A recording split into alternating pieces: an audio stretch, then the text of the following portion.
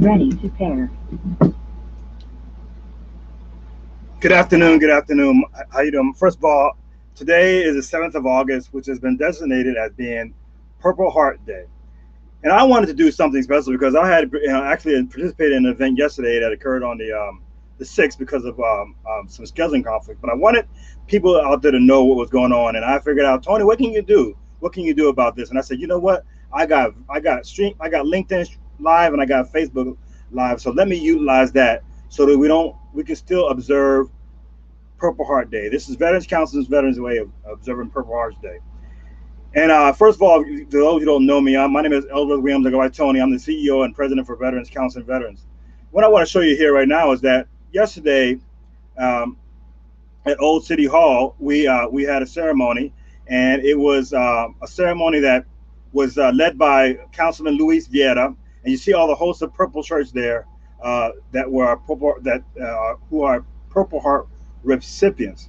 And I want to give you some of the speeches that were heard last night, or actually yesterday afternoon, so that we don't forget this. It's one thing that we should not forget. Before I go to some of these speeches, I want to also list the names.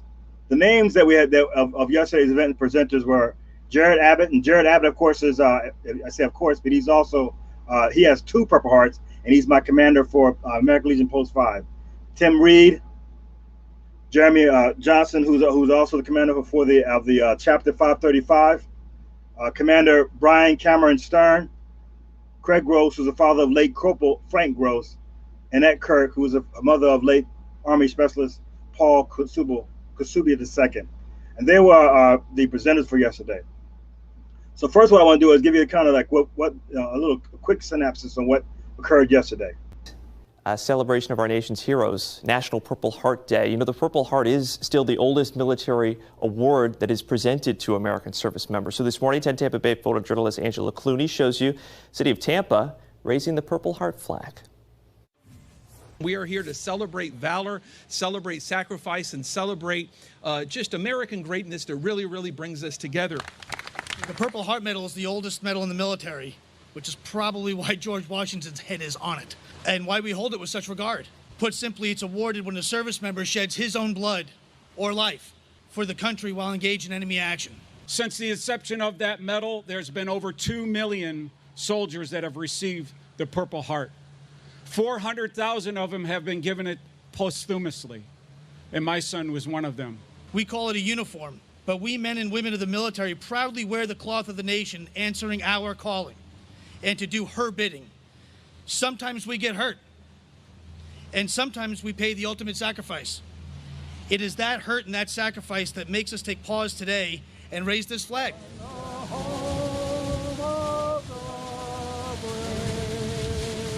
Never forget and always remember.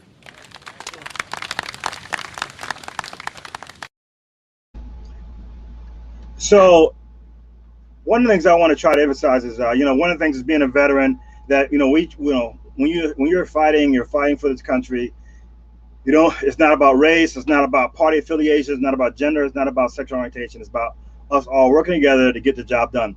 These particular individuals have bled for our country. Some have died, as Craig Coates has already mentioned with his son Frank. I mean, there's over almost 2 million recipients of the Purple Heart, and then over 400,000 of them have received it posthumously. And so there are a lot of them out there that shed that blood. That's something that we seem to forget about. I know we talked about it. We went this for Memorial Day, and we were also talking about it here for Purple Heart Day, specifically designed for that. this particular effort that has been pushed and championed by Jared Abbott to make sure that Hillsborough and specifically St. Pete has been designated as Purple Heart City, and so I want to make sure you get kudos to that. So what I want to just do for now is just just go over some of the speeches that occurred over yesterday. Country who was wounded. There we go. Who received 2 Purple Hearts when he was a very, very young man in Vietnam and does so much for our veterans here locally. Mr. Abbott, if you would come up, sir.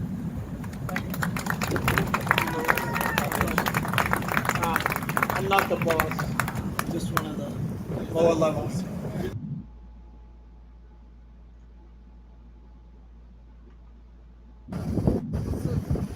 Purple Heart would. This is about the Badge of Merit, how this all started in 1782 by General George Washington. The general ever devoted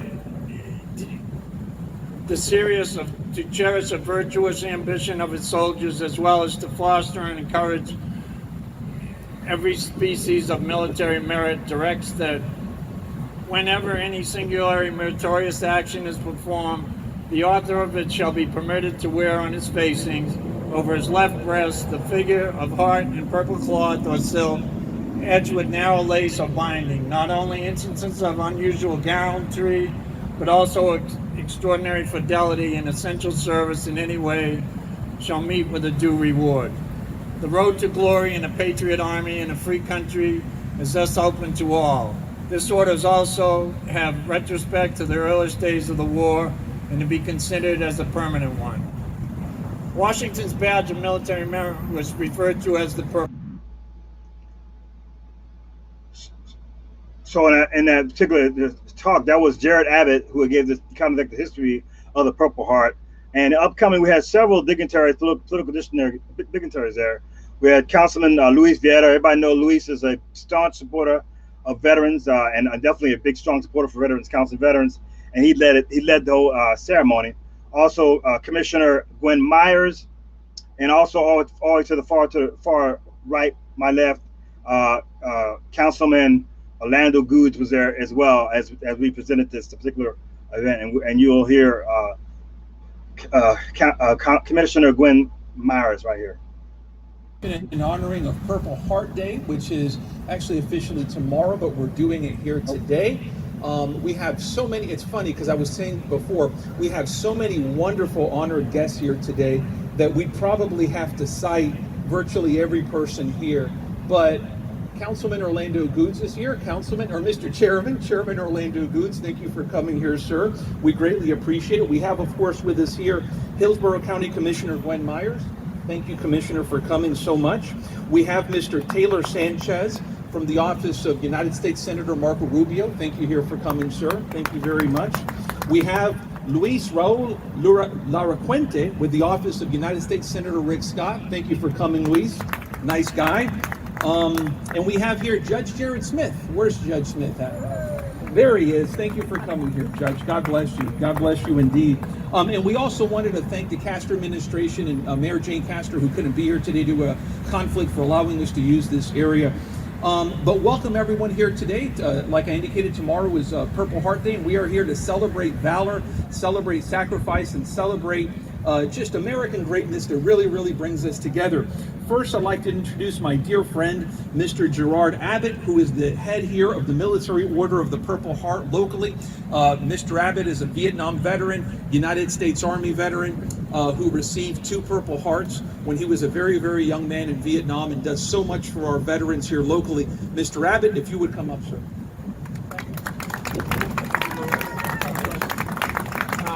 I'm not the boss, just one of the lower levels.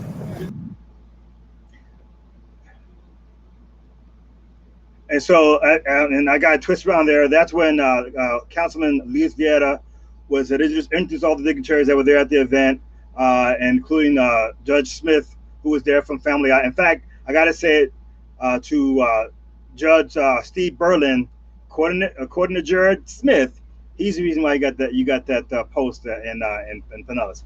Just saying. But there's a lot of people there that were there to sit there and honor the Purple Hearts. There's so many out there from the Veterans Treatment Court was out there. Of course, Veterans Council Veterans out there. Stanley was also Stanley Gray from the Urban League was there.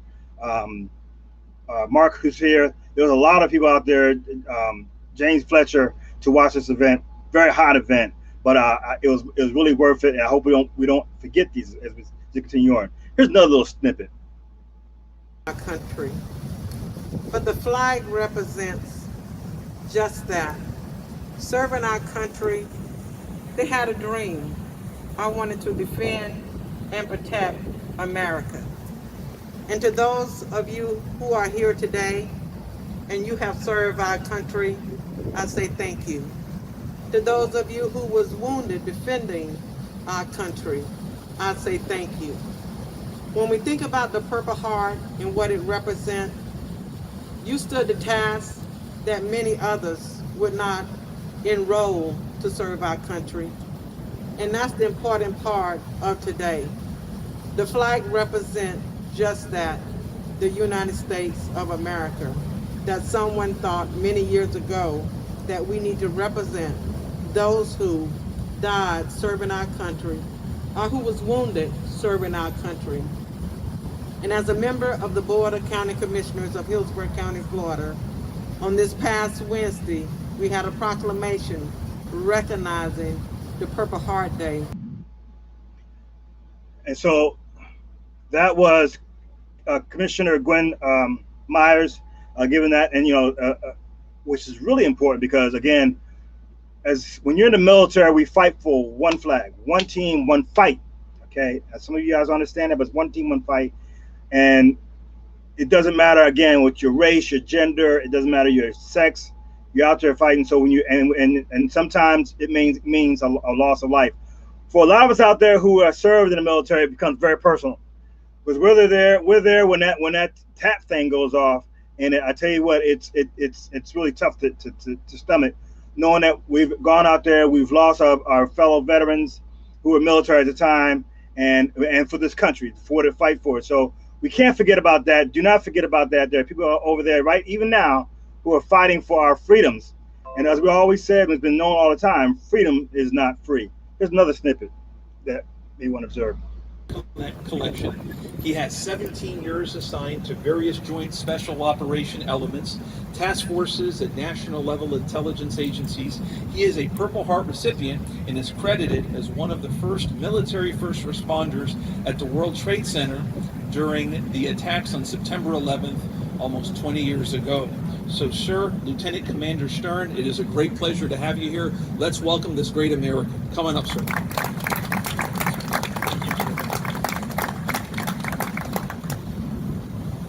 It's about 10,000 degrees out here, so I'll be quick. Thanks for inviting me here today. I'm truly honored. Councilman, thank you.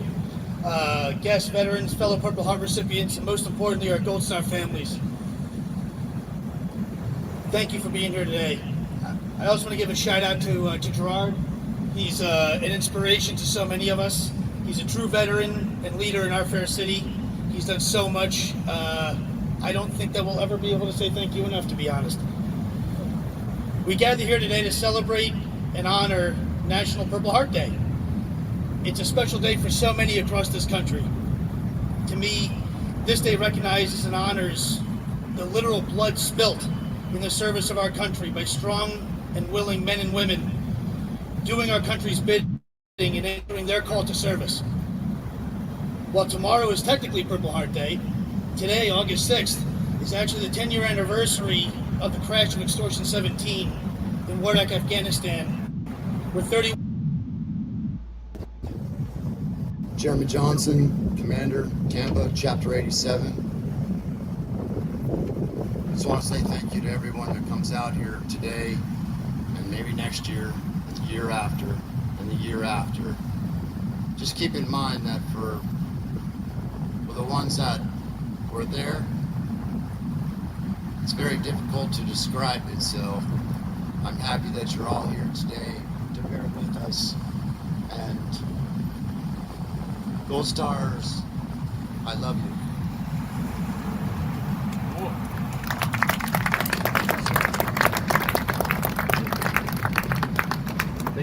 Thank you very much. Just didn't want to miss that, God forbid. And before we go to the final flag raising, I wanted to ask Mr. Gerard Abbott to come up here, if you don't mind, Gerard. We have here to be presented to the Military Order of the Purple Heart, a proclamation. And I belong to a club that we did not ask to join. American Gold Star families consider this day to be a sacred day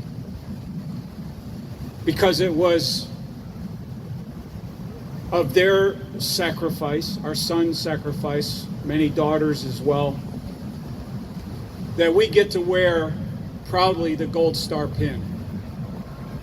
This pin represents a life that was given for the preservation of our freedom. As we all know, the saying rings loud and clear today that freedom is not free. If you would have told me on August the 19th, 1985, at 11 o'clock in the morning, when I personally delivered my son, that he would become an American hero, and that I would turn around 26 years later to the day, August 19th, 2011, at 11 o'clock in the morning, and bury him in Arlington, I would have said, you cannot write a book like that. If you would have told me that on July 16th, my son would be killed in action in Afghanistan on the very same day that his uncle was killed while serving the U.S. Army in Fort Rucker, Alabama, I would have said, you can't write a book like that. But that's exactly what happened. We're not a Gold Star family only once, we're a Gold Star family twice. And I stand here this morning proudly thanking everybody here for honoring those who have gone on before us and those who are currently serving, our Purple Heart recipients that are here today. Since the inception of that medal, there's been over 2 million soldiers that have received the Purple Heart. 400,000 of them have been given it posthumously, and my son was one of them. Annette's son was one of them.